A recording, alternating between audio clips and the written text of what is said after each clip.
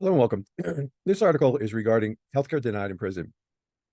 And I've chosen it because the Harvard Gazette recently wrote that the Supreme Court may be considering denying medical care to prisoners. And this came from the New England Journal of Medicine, where the Supreme Court, when they overturned Roe versus Wade, it was based on the originalist framework. Their view, experts on law and policy said the originalist view used to overturn Roe could have been the 1976 ruling based on unusual punishment clause. And this is just not a good thing. So with that said, taking it into real time in October 2022, you may or may not have heard, although it was published, that a judge held the Federal Bureau of Prisons in contempt for allowing this man to waste away from untreated cancer. Federal judge wrote that the Federal Bureau of Prisons should be deeply ashamed of medical delays that resulted in a man dying from treatable cancer. In October 10, 2022, this is when this occurred. In November of 2020, Mr. Bardell filed a motion requesting compassionate release. He followed it with a second motion in February 2021 with an affidavit from an oncologist. Despite the government's opposition, Judge Dalton ordered Mr. Bardell's release, expressing disgust at the situation. However, upon the release, the BOP really didn't want to release him, but they brought Mr. Bardell with his wheelchair to the Dallas-Fort Worth airport in the BOP van, only to drop him off. They kept his wheelchair, and he was bleeding and soiling himself. And so to look at the article, wait for it to come up.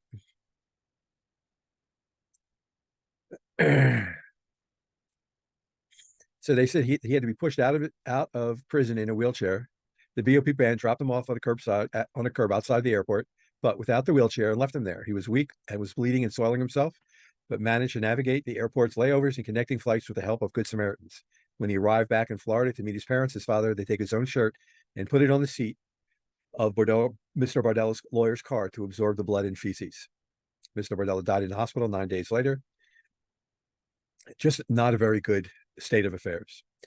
And so I'm not saying that what I'm about to go through is going to solve everyone's problem with denied healthcare or healthcare denied, but what I do believe is that preparation in documenting and getting all of your medical information to the probation officer so that it can be included in your pre-sentence report before you ever set foot into a BOP prison may solve some of the problems before they even start. And so getting a jump on this, if you will, from a satellite view, before we get into everything medical, is that everything starts with a comprehensive preparation for the pre-sentence interview. And this is going to involve everything medical and non-medical. And so I'll start with, this is an article that I co-published with other journals on the critical role that the pre-sentence report plays. And so everything needs to go into this report. That's why it's called the Inmate's Bible. And it includes, when the judge has to sentence you, there are many factors that go into the sentencing guidelines. And some of these factors are those that deal with the circumstances of the offense and the history and characteristics of the defendant. And the sentences and the need for the sentence has to reflect the seriousness of the crime or the offense, to promote the respect for the law, and to provide a just punishment. So the narrative, which I'm going to address shortly, is probably the most important thing that you're going to have to write. It's your autobiography. It's your life story from a child to what brought you to the point where you broke the law. And it has to include where you accept responsibility, you have remorse for the victims you created, and you understand the seriousness of the crime. Because this narrative, in a sense, is your brand. And by that I mean is that Tesla's brand is SpaceX. Everybody knows what when you hear the word Tesla. Nike's brand is Just Do It. Apple's brand is the Apple. Your brand right now is the indictment that the Department of Justice has released to the press, and it's not very flattering. And so you now have to write your autobiography, your brand. You have to put down everything that brought you to the point of where you broke the law, not making excuses, but to give the judge enough information so that he can write or pass a judgment or sentence onto you that is not excessive. but to afford adequate deterrence to you so that you don't commit more criminal acts, protects the public from further crimes. I don't think anyone wants to go back to prison ever again, or the first time ever. To provide the defendant with the needed educational or vocational training, has the medical care that is needed. And then there's kinds of sentences and the sentencing range. And so all of this goes into what the judge has. The judge has the judge has a lot of options at this point. And really, it's up to you and your narrative and a release plan and your ability to speak to the judge at your sentencing hearing, which is called an allocution. Understanding these factors that make up your background is going to take hours of someone speaking with you, or you speaking with you, not your family or friends, but someone's going to need to speak with you and your family and friends, your employees, community people, to learn about you, because all that goes into knowing who you are. White collar clients can be high strung. They can have mental health issues. Most do have something, bipolar, anxiety, depression, taking multiple medications. These are high stress jobs, and it doesn't have to be a white collar guy. It could be someone who started their own business and built up a large company. They maybe had an upbringing that was difficult, and you push them in this direction. We don't know. What I do know is that you don't want to wait till the last minute to gather all the records that are needed. You are going to be required to make copies of everything that makes up your biographical background and personal identification. Need copies of everything. And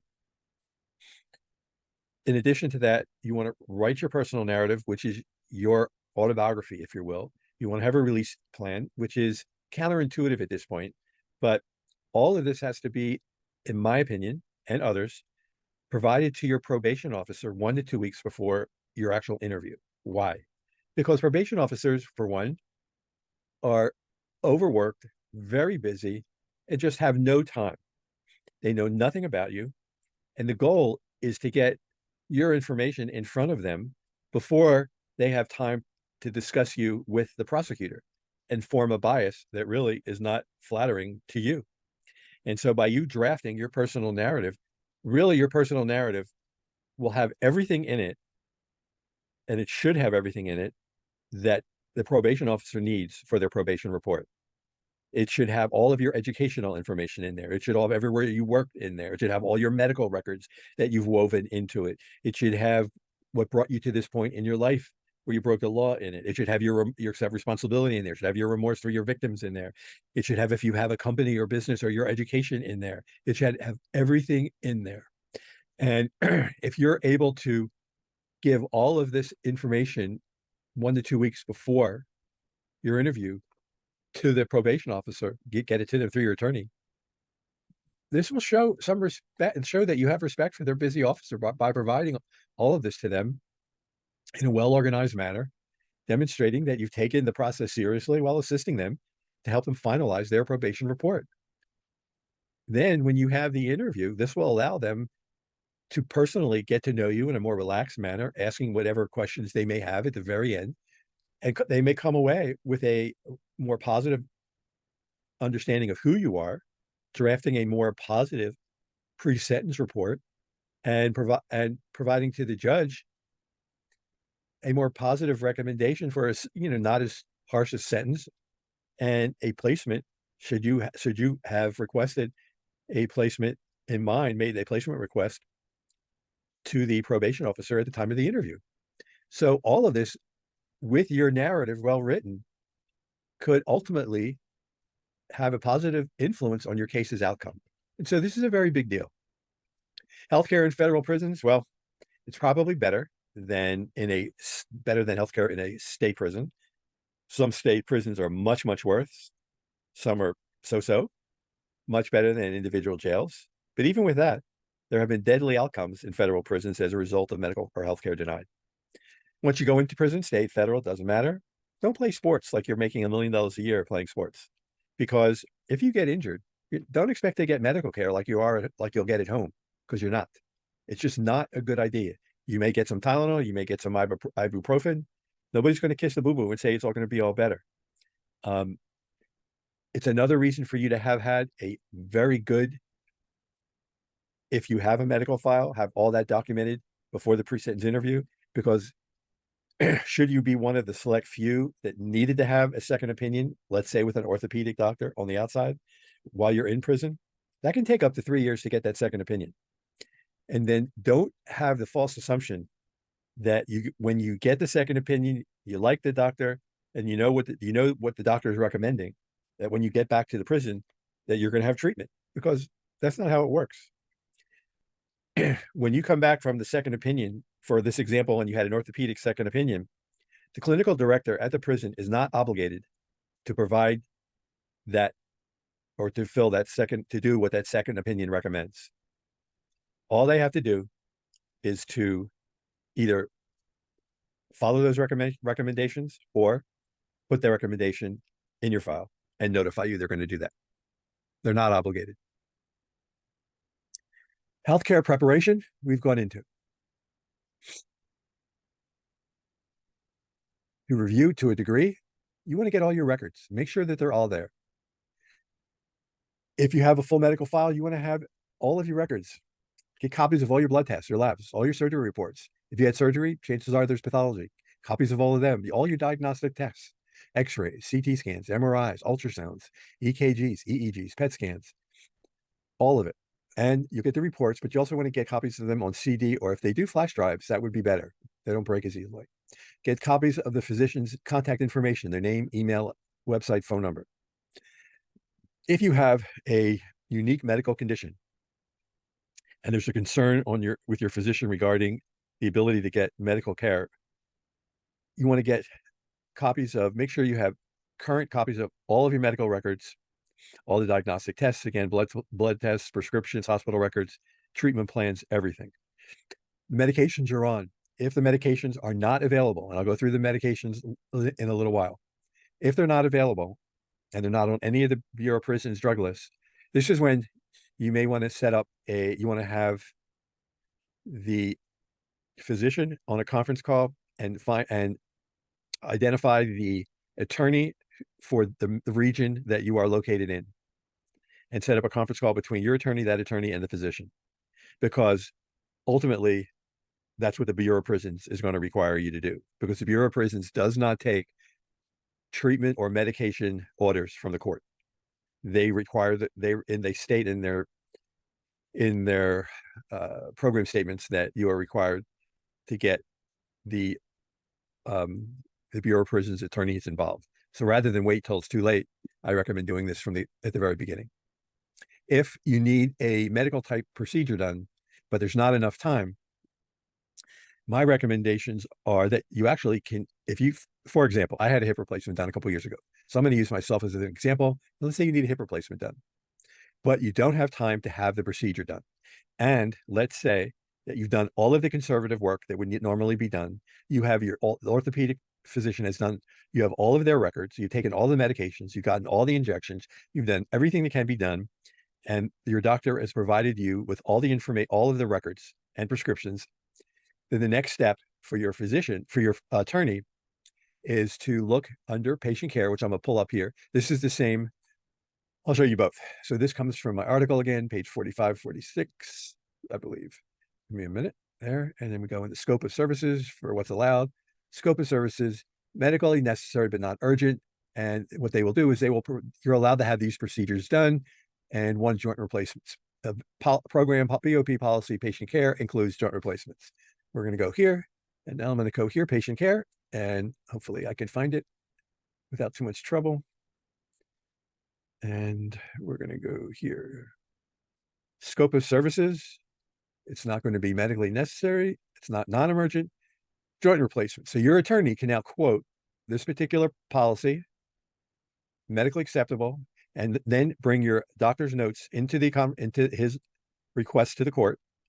And in his sentencing memorandum, but I'm getting a little bit ahead of myself. Sentencing memorandum will be submitted to the court a week before sentencing. But in his conversations with the probation officer, and he should hopefully get buy-in from the prosecutor, that he will be asking for placement into a federal medical center so that you can get the procedure, in this example, a hip replacement. And that will allow you to have that procedure done so that you can have a productive stay in prison for the remainder of your sentence. and that will allow you to participate in the First Step Back programming, to work on your criminogenic needs, and to be able to contribute to, to others while you are there. And so this is pretty important if in fact you fall into this category. This then, if he makes the recommendation, if he gets the buy-in, if you will, from the probation officer and from the prosecutor and from the judge, then the medical designation center will set that up to the federal medical center, and you should be okay. Mental health care challenges. We'll deviate a little bit. Let's say you have a problem with Alzheimer's. Well, there's Federal Medical Center Devens has a dementia unit where this is the only one in the country with one wing. I think there's 35 beds. If you have autism or borderline personality disorder, there are 2 prisons that have a wing for autism or a program for autism, and there's 2 prisons in the country nationwide has programs for borderline personality disorder. So if we open up autism, then this will bring you to the program from the First Step Act. Should it open slowly? And the skills programs for neurological deficits, acquired brain damage, autism spectrum disorder. And it goes through what it entails, and is at 2 programs, Coleman, Danbury. If you had a substance abuse disorder or mental health issue, and potentially if it was a contributing factor to your crime, and on your own, you sought out a programs in either Alcoholics Anonymous, Narcotics Anonymous, Gamblers Anonymous, or therapy for psychiatric therapy for another reason, and you did this on your own, either before your indictment, before you went to your pre-sentence interview, but you've done it without being ordered to do so. You did this on your own. Then, as soon as you are able, get a copy from any one of these agencies stating that you've participated in this program, and submit it weaved into your narrative with all the documents that you provided to your probation officer 1 to 2 weeks before your pre-sentence interview. And this will go a long way to showing your probation officer and the judge that you're trying to personally improve yourself, taking responsibility for your actions. You're trying to better and show personal development. And so this is important because it makes you look better in the eyes of your stakeholders, of which the probation officer and the judge are the first 2 that you're going to encounter. As you weave this into your narrative, and it's part of your narrative, and your narrative is attached to your pre-sentence report, they're under seal now, and your stakeholders are going to be reading this. And this is a game changer. It's a big deal. Medically, if it is documented, you have a bad back, hip, knees, shoulder, or you have a ringing in your ear, tinnitus, this may make you eligible for a bottom bunk. You have inner ear issues, you could just roll out of bed, fall down on the floor. If you're elderly and you have tough time climbing a ladder, that will probably fall into these other issues. Same thing. Physician notes treatment plans for diabetes, vascular disease, Raynaud's. This may document the need for Medicare covered diabetic shoes or soft shoe sneakers. These are the actual Medicare therapeutic shoe insert program from Medicare. I put this here because it's not just the shoe, it's the insert. For those that are diabetic and who have diabetic neuropathy, it's this insole that keeps the diabetic foot from breaking down and forming diabetic ulcers or other lesions on the calluses, and then ulcers on the bottom of the foot. Having that steel toe, in addition to a brand new stiff boot, may not be the best bet. Someone who has a neuropathic foot with less feeling. Someone who has Raynaud's, while it's not neuropathic, I have Raynaud's, and it is mostly of the arteries, but you get cold very easily, and it's very painful. And so that steel will retain the cold, but more important, it can be cold and it's warm outside. And if anything's rubbing in there, and a stiff boot, that a new boot is stiff, and with that steel over time of rubbing against your foot, I don't know that everyone is going to get a boot that is double 4E wide for someone who is diabetic or Raynaud's or borderline diabetic. And that's a chance that I don't know prisons want to take. Prescription drugs, medical devices, medications. Generic drugs. A generic drug by itself can be made by several different manufacturers. so that that one drug can come in several different colors, shapes, and sizes. Just a heads up so you don't get completely freaked out when you look at your drug and it appears different. Drugs on the BOP formulary, these drugs are available, but you should still check the formulary. We'll open it up here to make sure that your drug, and I'll just drag this down a bit, just arbitrarily, diabetic supply is not a good place to be. Dicloxacillin, so it's an antibiotic. So it comes in different milligrams. And if you're taking that, you just want to make sure that whatever you're taking, they have it and in this milligram. But you also want to make sure that the dosage you've been taking, they're going to give to you. And so that's very important that your doctor's treatment plan is followed. Next, because it's what I say here, QD once a day, BID twice a day, QID 4 times a day. You may, if you need to, let your doctor review the formulary. Non-formulary, these drugs are there, but the BOP strongly discourages their medical staff from providing them, meaning that their staff can get fired. I don't know about fired, but they get in trouble. And so your attorney, or not attorney, your doctor should, if they find your drug and it's on this list, they need to go to the BOP formulary and find the drug that's they feel would be similar to this. And if they've already tried it with you, they need to go through and say that this drug, and this drug that are on formulary were not effective. And then they need to give reasons why it doesn't work. Otherwise, when you get to prison, the healthcare provider that you're going to meet is going to say, too bad, we're not going to give you your non-formulary drug you're getting. We're going to give you the drug over here. We're going to give you the formulary one. And they're going to be treating like a guinea pig. They're going to give you the formulary, this one A, which you know didn't work because you tried it, but your doctor, you didn't go to your doctor and they didn't give you the reason here. They're going to try then this one, and you're going to have to wait maybe 6 months until you get it. Maybe. Here is the drug list. And this is the formulary. And these are some of them. And then it goes on through all these drugs here. Here now, therapeutic drug substitution. So what is that? These therapeutic drug substitution, these are drugs that are chemically different, but produce similar medical outcomes. So what does that mean? Well, we're going to go over here and we're going to go to page 44. Well, I'm going to go to page, what page is that? We go to page 44. Where's 44?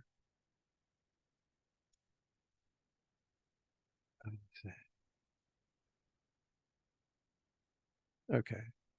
So therapeutic substitution is defined as the dispensing of a drug that is therapeutically equivalent to, but chemically different from, the drug originally prescribed by a physician or other authorized prescriber. When properly established, a therapeutic substitution program may reduce costs, prevent unnecessary non-formulary requests, increase workplace efficiency, enhance medication access, and improve inventory management. You get that? In other words, they're trying to lower their costs. So it's not a good idea. This will all be available. This article will be available on my website once I formally publish it on LinkedIn. Then, when you're self-surrendering, I recommend everything you can bring in everything with you. Medical devices, medical prescriptions, but the prescriptions for both have to be in your pre-sentence report. You can bring in the medications, bring in a couple of weeks supply. If you come in on a weekend or a holiday, maybe you'll get to use them. The worst that happens is that they get thrown out, but the documentation has to be in your pre-sentence report. And you can come in with a CPAP or BiPAP, prescription glasses, prosthetics, insulin pumps too, wheelchairs, prosthetics or orthotics, and crutches. This is just a partial list, but any medical device that you have, you can come in with. Just it needs to be in your pre-sentence report, which means that the judge has looked it over, the probation officer looked it over, and it's been documented by your physician. I hope you found this helpful. This is part 1, and please subscribe to the YouTube and share with your friends. Part 2 is going to follow. This is going to be how to administer. The administration remedy process is used for those who are incarcerated when healthcare is denied. And I appreciate you taking the time to listen to my YouTubes. Have a good day.